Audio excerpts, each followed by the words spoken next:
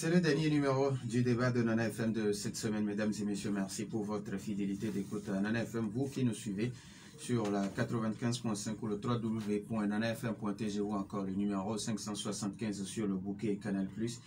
Et bienvenue. Les élèves en classe de 3e sont en vacances depuis hier. Ils ont bouclé leur examen de fin d'année et n'attendent que les résultats qui peuvent arriver dans 2 semaines. Ce sont leurs aînés de la classe de terminale qui vont entrer dans les arènes à partir du 20 juin prochain. Comment préparer son examen? L'École supérieure d'audit et de management donne quelques pistes pour mieux réussir son examen. Et à cet effet, je reçois ce matin dans nos studios 2 personnes. D'abord, je vais commencer par la femme, comme tous les jours. Mademoiselle Ludivine Amétépé, elle est la présidente de l'EA ESAM. Madame, bonjour. Bonjour, monsieur. Alors, merci d'être là pour répondre aux questions de nos auditeurs. Merci à vous pour l'invitation. Et puis, monsieur Daniel Hila, il est le responsable du section journal de l'EA ESAM. Bonjour. Bonjour. Approchez-vous un peu plus du micro. Bonjour, monsieur. Comment allez-vous? Je vais bien et vous? Bien. Les auditeurs, vous avez donc la possibilité d'intervenir dans ce débat, soit sur la page Facebook de Nana FM ou via téléphone à partir de 7h35 sur nos 2 numéros 91 09 71 71 ou le 96 61 58 58 avec Boris Dakano à la mise en onde. Je suis Norbert Jouadi. Le débat de Nana FM, c'est parti.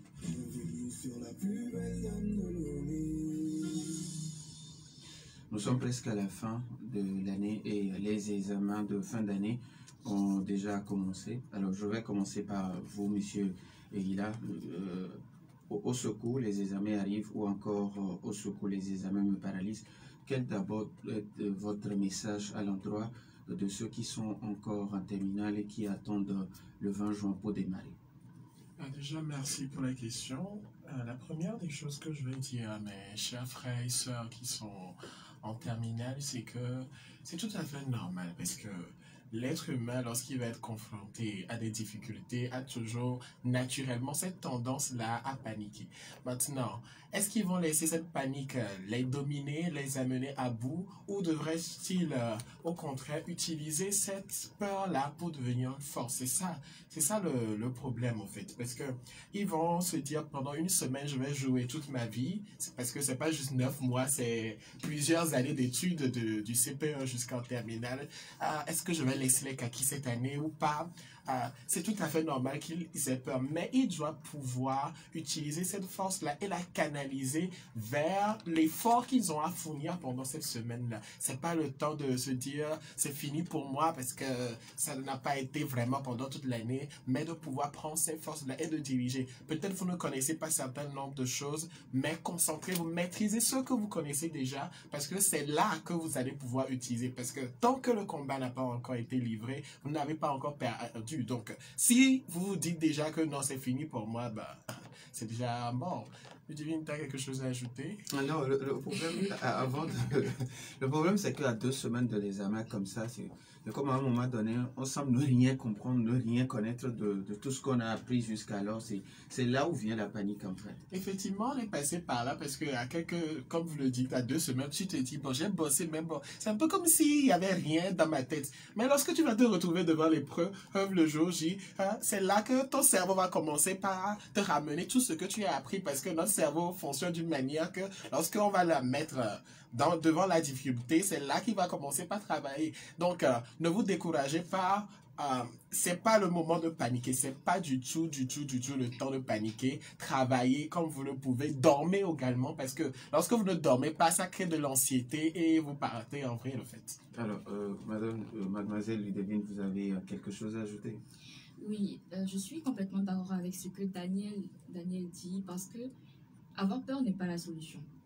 C'est vrai, c'est normal qu'à la fin de l'année, on soit un peu paniqué parce que c'est quand même les examens. Comme Daniel l'a dit, c'est quand même des années d'études qui se jouent là. Mais ce n'est pas une raison pour partir dans tous les sens et crier au secours parce que ce sont les examens. Après tout, ce sont juste des examens. Alors, il y a cette... Oui, allez-y, vous voulez ajouter quelque chose? Oui, je voulais ajouter quelque chose. Il est écrit dans la Bible, je crois que c'est Job 3, verset 25, que ce que je crains, c'est ce qui m'arrive. Ce que je redoute, c'est ce qui m'atteint. Donc, vous voyez bien que lorsque vous craignez les examens, lorsque vous craignez l'échec, cela est susceptible de vous arriver. Donc, ce n'est pas vraiment une bonne idée de se mettre à paniquer, à crier à tout bout de champ au secours. Ce sont les examens, aidez-moi, je n'y arriverai pas. Parce que toutes ces paroles négatives, en fait, s'ancrent dans votre cerveau, s'ancrent dans votre manière de réfléchir. Et c'est ce que vous produisez à la fin. Alors, il y a aujourd'hui certains élèves, pour une raison ou une autre, sont encore à la traîne. Est-ce que c'est encore possible aujourd'hui? Tous mes frères et sœurs, mes petits frères et sœurs qui sont en terminale parce que ce dernier examen a passé et qui s'estiment encore à la traîne. Il y a le CFA, il y a le BTS, mais bon. Oh. Du lycée. Voilà, ok. Du lycée, qui s'estiment à la traîne, j'aimerais leur dire que c'est encore possible. Respirez un bon coup et ressaisissez-vous. Parce que c'est encore possible de réussir. C'est toujours possible de réussir. Comme Daniel l'a dit, il ne faut pas s'avouer vaincu avant d'avoir livré la bataille. Parce que si dans votre tête, vous dites déjà que c'est perdu d'avance, vous allez perdre, tout simplement. Donc c'est encore possible. Il y a des astuces qu'on va vous dévoiler ici, Daniel et moi. Donc c'est précisément pour ça que nous sommes là. Alors Daniel, ceux qui sont encore à la traîne. Ouais, c'est pas encore fini pour eux parce qu'on a vu des personnes qui n'avaient pas eu de moyenne pendant toute l'année scolaire. À la fin, ils vont à l'examen réussi. C'est comme nous le disons aujourd'hui, même réussi, t'es étonné.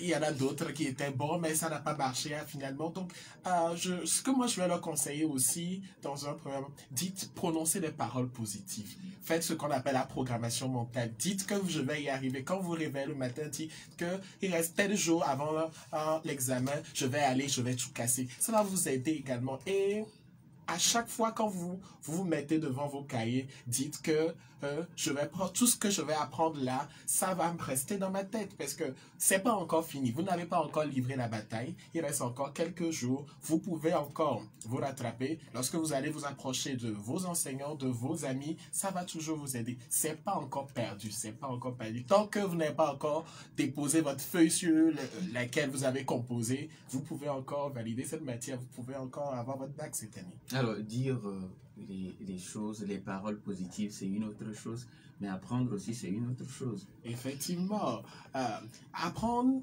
à sa place, dire les paroles positives également à la sienne, dans le sens que pendant toute l'année scolaire, on leur a dit d'apprendre. Apprenez, apprenez, apprenez. On n'est plus au moment où on va dire la réussite, c'est le premier jour de la rentrée.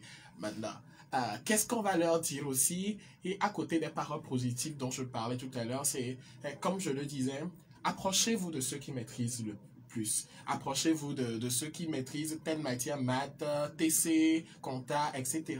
Approchez-vous d'eux. Écoutez. Certains disent que, bon, si je vais leur enseigner ça, là, je vais plus être intelligent, je vais plus avoir... Non, lorsque tu vas leur enseigner ça, c'est ça qui va t'aider à mieux maîtriser. C'est lorsque nous expliquons à nos camarades qu'on se rend compte que certaines parties, nous n'avons pas bien maîtrisé cela. Donc, ça va les aider. Et surtout, également, approchez-vous des enseignants. Parce que dans ce temps-là, les enseignants ont de certaines de ces intuitions-là qui sont très importantes et ça va également leur aider un peu de cela qu'ils puissent utiliser cette parole positive. Parce que l'information qu'ils vont recevoir auprès de leurs enseignants, auprès de leurs amis, c'est ça l'apprentissage. Mais s'ils ont déprogrammé leur système avec de paroles négatives et des paroles de peur, alors même si l'information vient, ils vont se retrouver devant l'épreuve, mais ils ne pourront pas restituer. Donc il faudrait avoir l'information du cours, le cours qu'ils vont avoir dans un environnement sain qui sera programmé avec les paroles positives qu'ils seront en train de prononcer aussi. Alors je vais commencer avec vous, Mademoiselle Ludivine. Alors, quelles sont les astuces ou encore les clés de réussite aux examens? Ok, merci pour la question. Comme Daniel l'a dit, c'est important de se dire des paroles valorisantes, de ne pas se mettre dans la tête des choses négatives, comme quoi je vais échouer, de se poser des questions du genre, est-ce que je suis capable de le faire? Si vous êtes arrivé jusque-là, c'est parce que vous êtes capable de le faire. Donc, ce n'est même pas une question à se poser. Il faut plutôt se demander comment. Comment est-ce que j'arrive à le faire? Parce que j'ai envie de le faire. Donc, c'est vrai qu'il y a des astuces qui permettent d'arriver à cela. Déjà, il faut être motivé. Il faut avoir une motivation ferme. C'est-à-dire, il faut un carburant, quelque chose qui vous donne envie de réussir vraiment. Cette motivation doit d'abord venir de vous. Parce que vous avez passé toutes vos années d'études sur les bancs d'école, vous avez fait des nuits blanches, tout ça. Donc, la réussite est un peu comme le couronnement de toutes ces années d'études-là. Il faut déjà pouvoir vous motiver, vous, Si la motivation, il y en a qui peinent à trouver la motivation en eux-mêmes, hein, disant que, bon, ils peuvent pas y arriver, tout ça. Ok, ce n'est pas encore grave. Si la motivation ne vient pas de vous, cherchez-la à l'extérieur. C'est-à-dire dans votre entourage, auprès de vos parents, auprès de vos amis, de vos enseignants. Parce que tous ces gens-là, même si vous, vous ne croyez pas en vous, tous ces gens-là, eux, ils croient en vous. Donc, c'est important de trouver une source de motivation qui puisse vous donner envie de terminer le parcours, en fait, de courir le dernier sprint, de ne pas s'avouer vaincu. Maintenant, derrière la motivation, lorsqu'on est assez motivé maintenant, il faut pouvoir se concentrer sur l'objectif. Ici, l'objectif, c'est réussir l'examen. Donc, il faut pouvoir mettre toute son attention, focaliser toute son attention sur cet objectif-là. Ce qu'on remarque, c'est que à ces moments de révision-là, comme ça, lorsqu'on s'assoit pour réviser, pour étudier, notre esprit est un peu dispersé, il divague un peu. Voilà. Ce n'est pas vraiment le moment de commencer à penser à autre chose. Si, lorsque vous vous asseyez et lorsque vous commencez à réviser, vous êtes un peu ailleurs, c'est pas grave. Levez-vous, faites autre chose pendant un certain temps et revenez pour vous reconcentrer. Parce que ça sert à rien de s'asseoir pendant 2 heures ou 3 heures à manipuler votre téléphone ou à ne rien faire. Le téléphone, c'est un autre problème aussi. Donc, lorsque vous révisez... Non, on va aborder cet aspect également. D'accord, il vaut mieux le placer loin de vous. Mais voilà, sommairement, la motivation, la concentration, parce que quand vous n'êtes pas concentré sur quelque chose, votre esprit divague, vous ne pouvez pas faire ce que vous avez prévu de faire. Donc, c'est important de focaliser l'attention surtout sur ce que vous avez prévu de faire pour pouvoir bien le faire. Donc, on a la motivation, la concentration. Et pour réussir, il faut un minimum de préparation. J'avoue, c'est vrai que peut-être pendant tout ce temps, vous n'avez pas eu le temps, on a le temps, mais on se crée des excuses. Mais vous n'avez pas eu peut-être la motivation nécessaire pour pouvoir être assez régulier. Vous n'avez pas été assez discipliné pour pouvoir, dès le premier jour, suivre les cours assidûment, faire les devoirs, voilà, faire les exercices et tout ce qu'il faut. Ok, c'est pas encore grave. Dans les quelques jours qui restent là, il faut que vous établissiez un programme bien défini et que vous vous y teniez. Que vous fassiez tout pour vous y tenir. Parce que c'est là que réside la clé de votre succès. Il faut que vous puissiez vous asseoir, faire un planning, dire ok, aujourd'hui, moi je révise SVT, je révise maths, je révise physique. Vous vous asseyez, vous prenez les épreuves, vous les faites. Comme si vous étiez dans la salle d'examen. Daniel? Ouais, je vais revenir sur les éléments que Ludivine a abordés. Déjà, au niveau de l'emploi du temps, c'est important. Dans les dernières périodes de ces derniers temps, il faudrait que chaque élève puisse avoir son emploi du temps personnel. Parce que nous avons des capacités diverses, nous avons des compétences diverses, et selon la série que vous faites, et selon votre niveau de compréhension, vous savez que dans telle matière, je pourrais utiliser peut-être 2 heures pour assimiler 2 chapitres en 2 heures, c'est très facile. Mais dans telle autre matière, je peux assimiler un seul chapitre en 2 heures de temps. Donc vous devez vous organiser à partir de cela. Certains sont beaucoup plus littéraires, alors qu'ils font des séries scientifiques. Donc maximisez vos compétences dans les matières littéraires et approchez-vous d'autres personnes pour vous aider dans les matières scientifiques parce que l'organisation, c'est tellement important.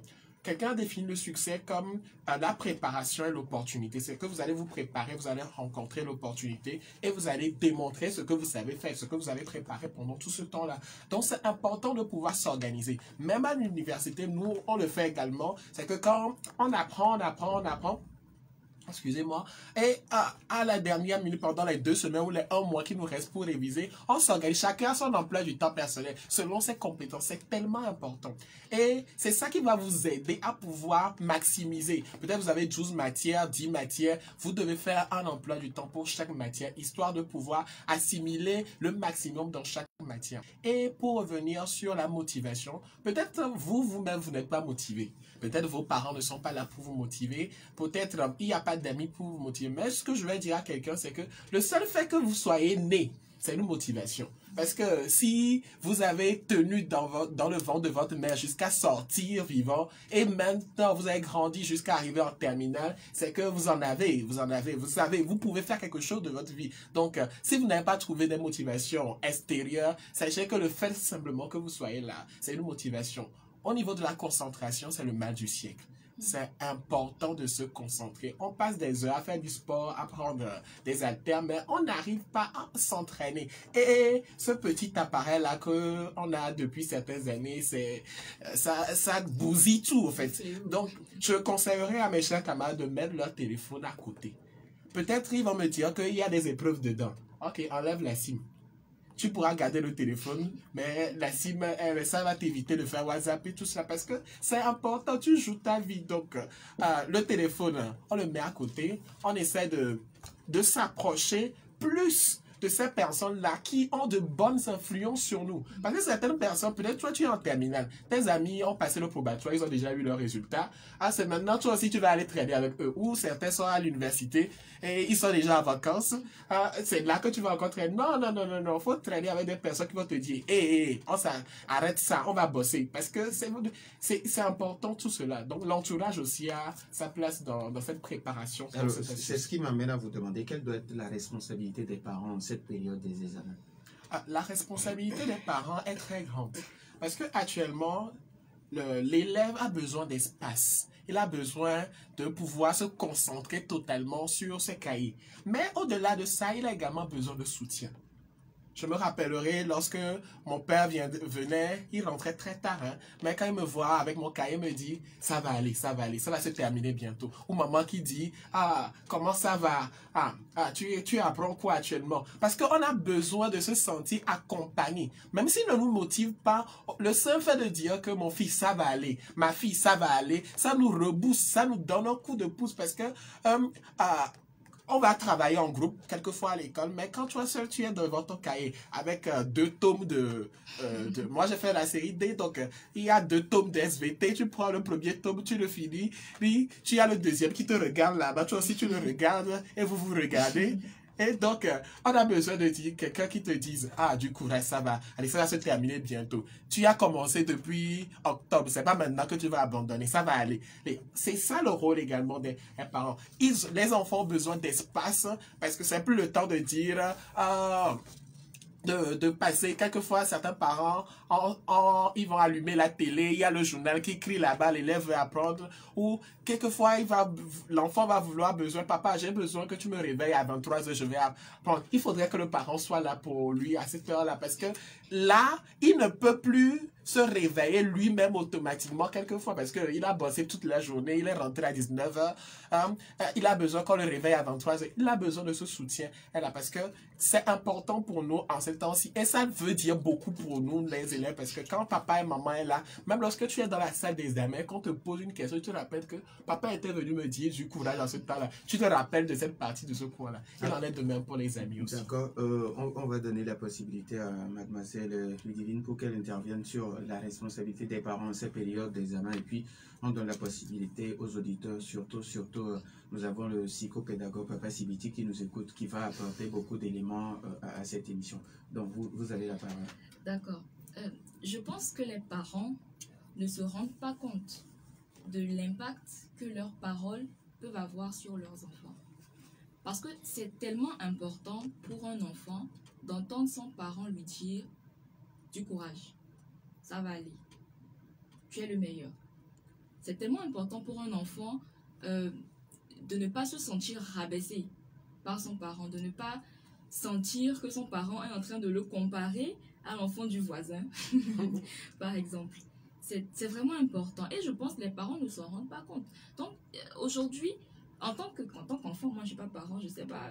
Mais je sais que la responsabilité des parents, je ne suis pas parent, mais je pense qu'elle va au-delà du simple fait de nourrir, de vêtir leurs enfants et de les mettre à l'école, tout simplement. Parce que ça ne sert pas à grand-chose de mettre son enfant à l'école si vous ne le suivez pas, si vous ne savez pas où il en est, émotionnellement, psychologiquement, si vous ne savez pas comment il se débrouille à l'école, si ça va dans sa tête, s'il a peur de l'examen, si vous ne parlez pas avec lui. Donc, c'est vraiment le moment d'être là pour les enfants, surtout les parents, de les accompagner du mieux qu'ils peuvent.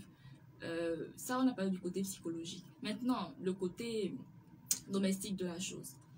C'est pas vraiment le moment pour une maman, par exemple, de se mettre à envoyer l'enfant comme avant.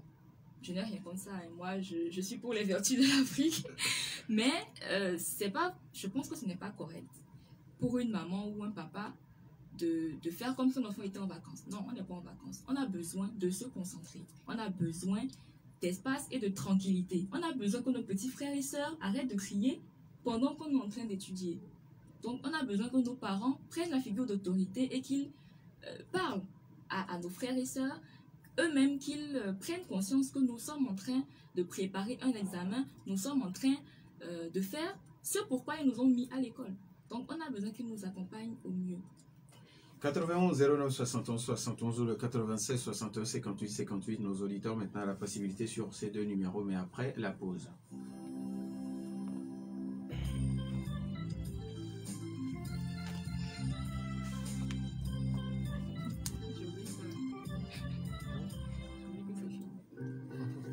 Savez-vous que vous pouvez faire des études supérieures de qualité comme en France et obtenir un diplôme français tout en étant à Lomé? C'est vrai, exactement, et c'est enfin possible à ESAM.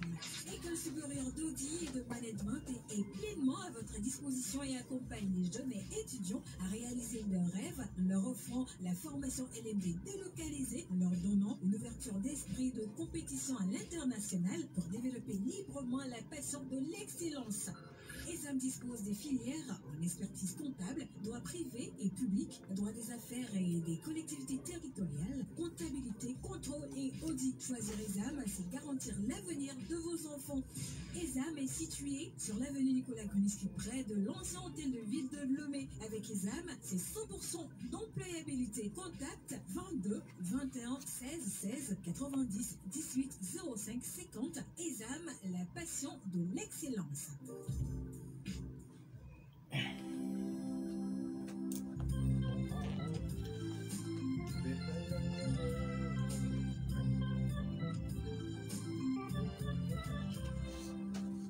Retour dans les studios de Nana FM 91 09 71 71 ou le 96 61 58 58. Comment aider les enfants à réussir leur examen, c'est le thème du jour. Nous avons un premier auditeur en ligne. Nana FM, allô? Allô? Allô? Oui, bonjour Armand. Bonjour Norbert. Ça fait un bail. Ça fait un bail. Comment allez-vous? Je me porte très bien. Oui, allez-y, on vous écoute. Oui, on dit, l'adage dit, la plus belle fille ne donne que ce qu'elle a.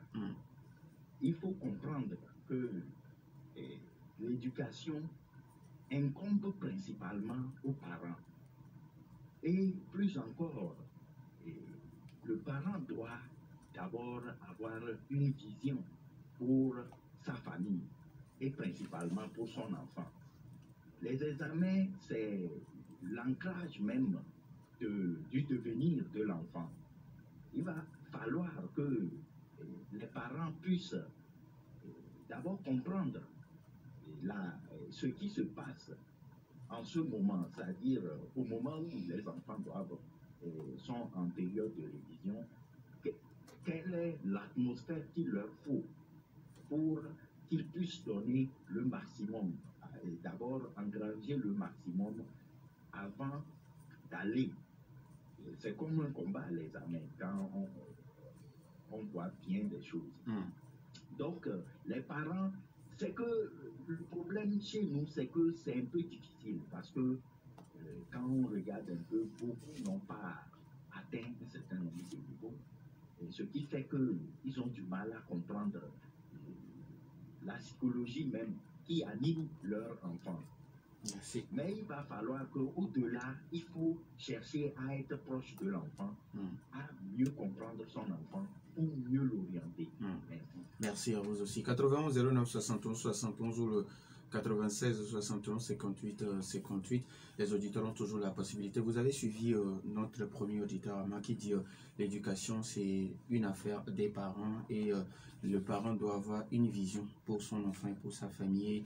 En ces périodes, il faut savoir l'atmosphère qu'il faut à l'enfant. Mais nous avons d'abord un autre auditeur en ligne. Nana FM, allô?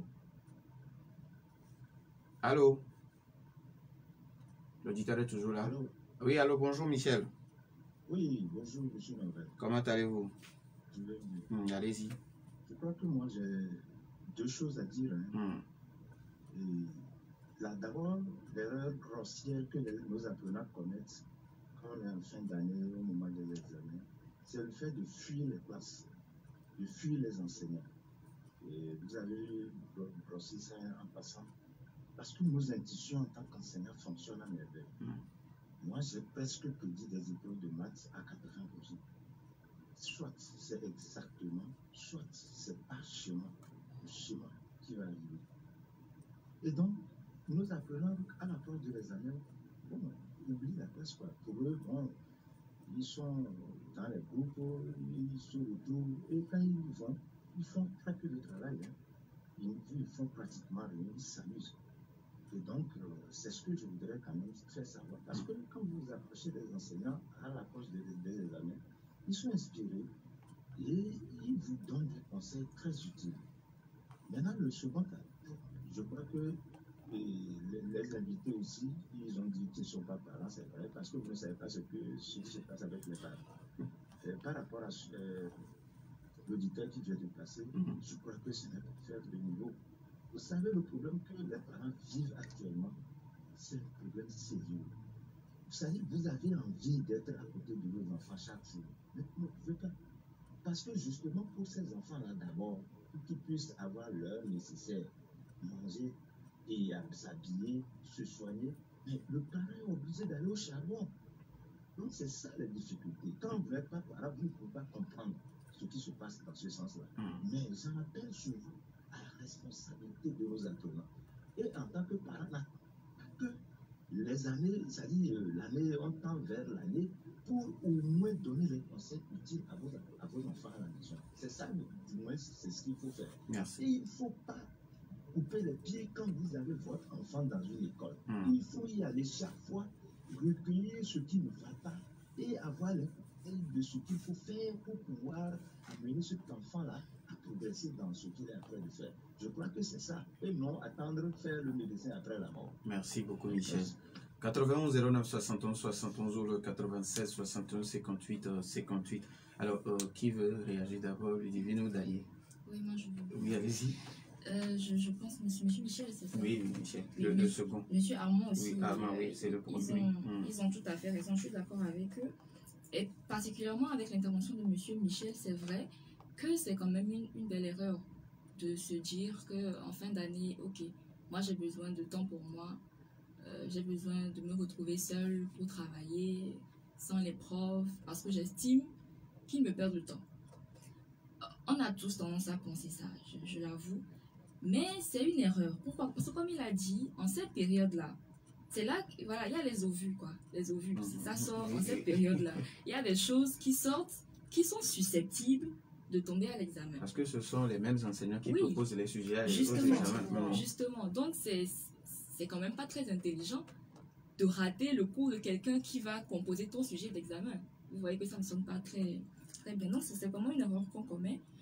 Et bon, pour revenir à la question des parents, c'est vrai, je l'avoue, j'entends dire, parce qu'encore une fois, je ne suis pas parole, j'entends dire que c'est vraiment dur en ce moment au Togo et en Afrique d'ailleurs. Donc, non, c'est pas tout, c'est pas tout. Ok, partout dans le monde. Donc, c'est normal que les parents charbonnent, comme il a dit, aillent au four et au moulin pour pouvoir nourrir leurs enfants. Parce que c'est leur devoir de veiller sur leur famille, de pouvoir les nourrir, etc. Mais à défaut de pouvoir être là pour l'enfant et lui donner du courage, des paroles valorisantes, on peut tout simplement éviter de le rabaisser. Nous avons un autre auditeur avant de donner la possibilité à Daniel. Nana FM, allô? Allô? Tata Raguel, bonjour. Bonjour, monsieur Nava. Allez-y, ça va bien et vous? Je vais bien, grâce. On vous écoute. Nos invités. Soyez les bienvenus. Merci. Mais je ne suis pas contente de vous. Hein. Ah bon? Oui, vous avez fait infini après la mort. Ah ok, d'accord. Vous avez dit que ce n'est pas trop tard, mais c'est trop tard pour ceux qui ont déjà passé. Je comprends. Ce sont des cas très, très, très nécessaires à ne pas rater. Parce que dans la vie, il y a certaines personnes, quand tu ne les aides pas avec des paroles, des conseils, ils n'arrivent pas. Il y a des élèves qui ont souvent besoin de ces conseils pour se réveiller. Et bon, je ne peux pas dire que c'est encore un grand temps, mais ça va arranger ceux qui sont encore en route. Mais dorénavant, venez vite. Je vous remercie. Merci à vous aussi. Merci beaucoup. C'est compris. Alors, Daniel, peut-être à quelqu'un qui pense que vous êtes en train de faire le médecin après la mort. En tout cas, pour les élèves de CM2, première et puis troisième. Déjà, on s'excuse du fait qu'on n'est pas arrivé assez tôt, mais déjà, ESAM, dans son optique de vraiment intervenir et accompagner les élèves, nous avons été dans plusieurs écoles pendant tout au long de l'année. Et pour pouvoir faire ce que nous sommes en train de faire là, aujourd'hui, on est là pour le faire dans une plus grande mesure. On était déjà dans un certain nombre d'écoles, mais l'année prochaine, on va tâcher d'arriver plus vite à la radio. Maintenant, sur l'intervention de M. Michel et M. Armand, je suis tout à fait d'accord que c'est pas le moment de rater les classes. Mais je demanderai également à certains qui se voient dans l'obligation vraiment de rater parce qu'ils n'ont rien appris pendant toute l'année, c'est maintenant qu'ils vont prendre ce truc là, d'au moins faire l'effort de rentrer en contact avec les enseignants, d'avoir une certaine intimité avec les enseignants pour que lorsque tu es en train de réviser, parce que maintenant tu vas plus réviser avec le cours vraiment parce que le temps est très limité, donc tu vas prendre les épreuves et tout. Quand tu comprends pas, appelle le professeur.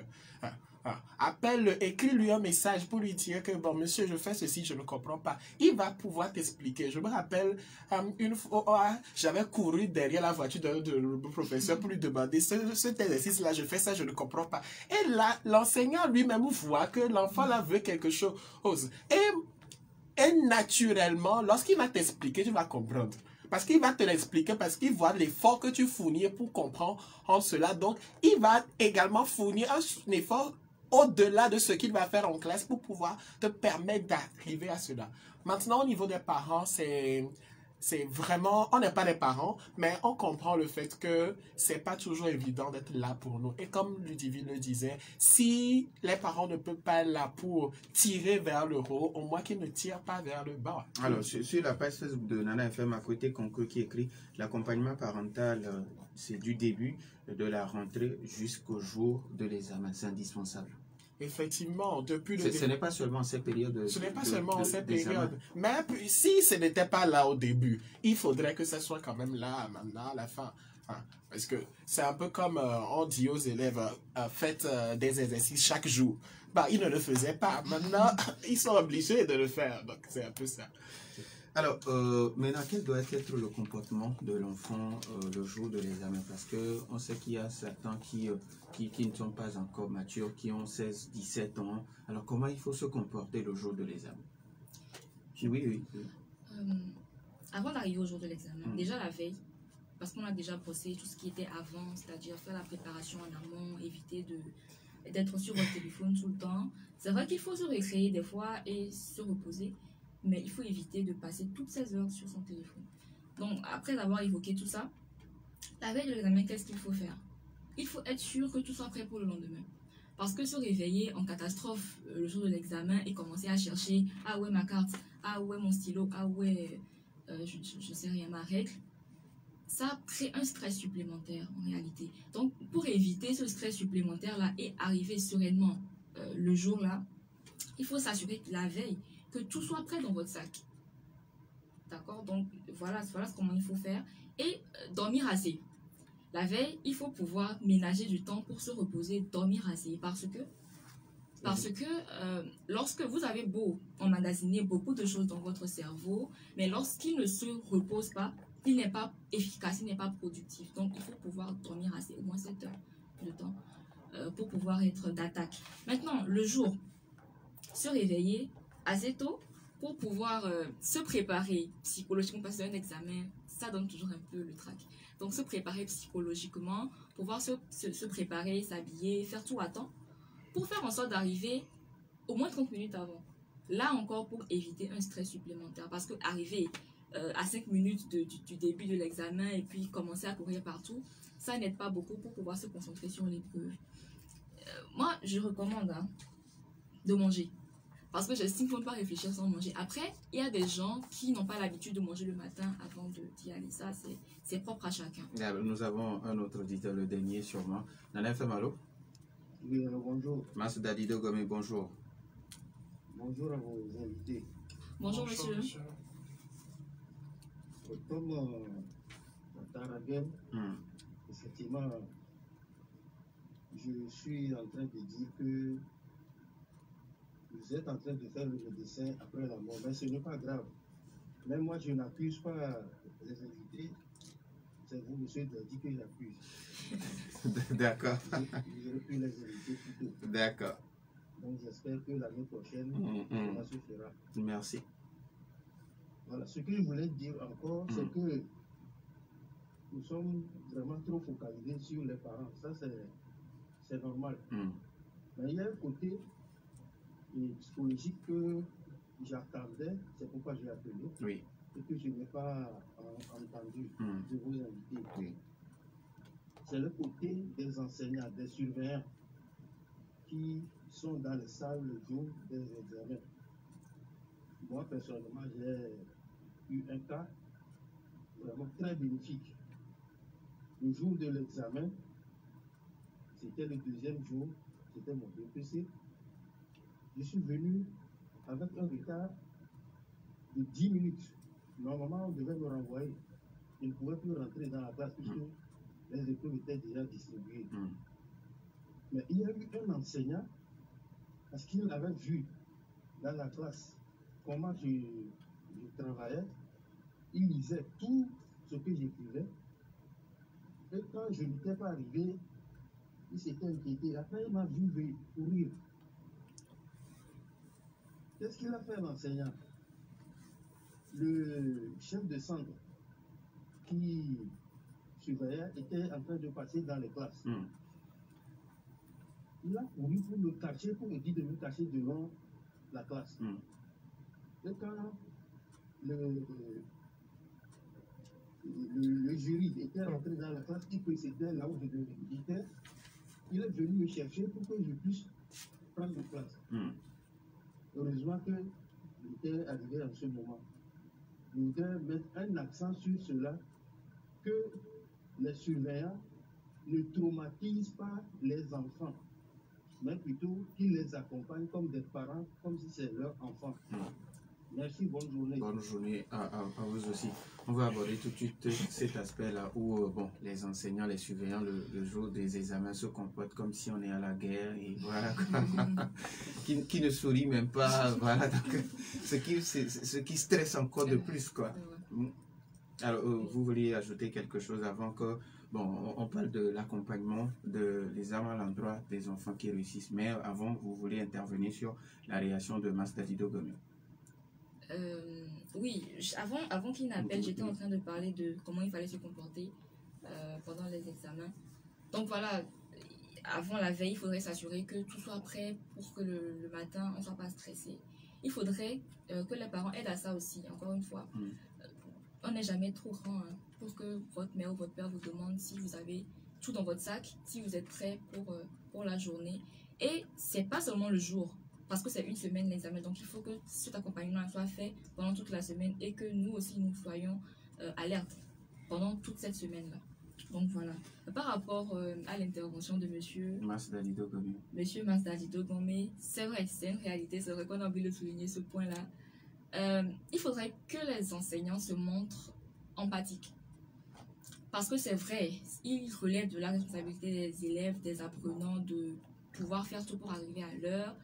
Mais il peut arriver des cas de force majeure, des circonstances qu'on ne maîtrise pas forcément, qui pourraient retarder par exemple. Donc il faudrait que l'enseignant se montre un minimum empathique pour pouvoir comprendre, se mettre à la place de l'élève parce qu'il a passé aussi l'examen. Donc ils oublient souvent qu'ils ont passé aussi l'examen comme nous. Mais c'est le moment de se faire un feedback et puis de se ramener à cette époque-là pour pouvoir comprendre ce que l'élève vit, ce que l'élève traverse. Je ne sais pas si Daniel a quelque chose à ajouter par rapport à ça. Il y a certains enseignants qui disent bon, on nous a traités de cette façon, donc vous aussi, voilà, comme ça. Oui, comme M. Max l'a dit, les surveillants ont une place également importante dans ce processus d'examen. Il ne faudrait pas qu'ils traumatisent. Parce que lorsque vous avez un surveillant qui est doux, qui a un bon tempérament, lorsque vous-même vous êtes dans la classe, vous êtes beaucoup plus à l'aise à travailler. Vous écrivez plus. Souvent, certains surveillants, ils passent dans les rangées et ils regardent, ils disent ça va. Ils voient déjà la manière dont nous nous comportons et ils s'adaptent selon cette manière-là. Lorsqu'ils vont vous prendre les cartes ou faire l'appel au début, ils sont tellement gentils. Comment ça va? Ça va? On est prêt pour la guerre? Des paroles d'encouragement. Ça également, ça nous permet d'être reboostés. Puis, on n'est pas venu à la guerre. Certains vont dire que c'est comme ça qu'on les avait traités. Je vais leur dire que, bon, si on vous a traité comme ça, vous nous traitez comme ça, donc la chaîne va continuer. Mais c'est à vous, quant à vous, d'arrêter cette machine infernale de méchanceté, je devrais dire. Maintenant, au niveau de l'avant-examen, je dirais à mes camarades de ne pas aborder de nouvelles habitudes. Certains, ils n'ont pas l'habitude de manger avant. C'est maintenant qu'ils vont commencer par vouloir manger. Après, tu vas te retrouver avec des problèmes de ventre. Ou certains, ils vont vouloir changer de sac pendant tous les jours. L'examen, c'est pas défilé de mode, d'accord? Ou tu n'as pas l'habitude de prendre une moto comme souvent pour aller à l'école. Mais cette fois-ci, tu vas chercher un motard, c'est pas un Z-Man, un motard qui roule à je ne sais combien de kilomètres et finalement, le pire pourrait arriver. Donc, il faudrait pouvoir s'organiser. S'il le faut, chercher un Z-Man spécial pour ces jours d'examen. Ça pourrait également aider parce que il faut être en vie pour composer et il faut être encore en vie après le bac pour pouvoir faire la suite. Alors, Daniel, il nous reste pratiquement 2 minutes. Comment ESAM compte accompagner les élèves qui vont réussir au bac? Voilà.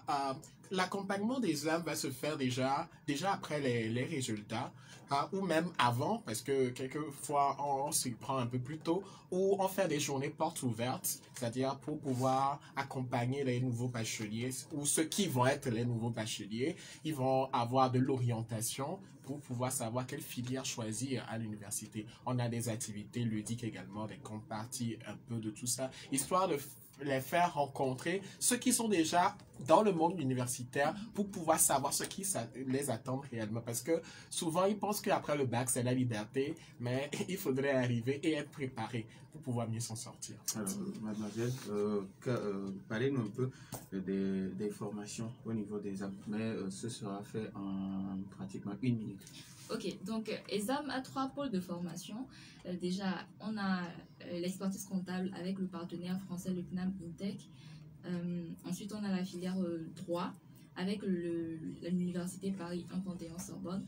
Et puis, il y a les sciences de gestion. Dans les sciences de gestion, on a le marketing, vente, transport logistique, PME, PMI. Gestion des PME, PMI, management des organisations et tout ce qui est les sciences de gestion.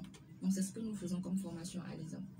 Merci à vous, mademoiselle Ludivine Amétépé, présidente de l'EA ESAM et monsieur Daniel Hila, responsable de la section journal de l'EA ESAM. De l'AE. Ah ok, excusez-moi.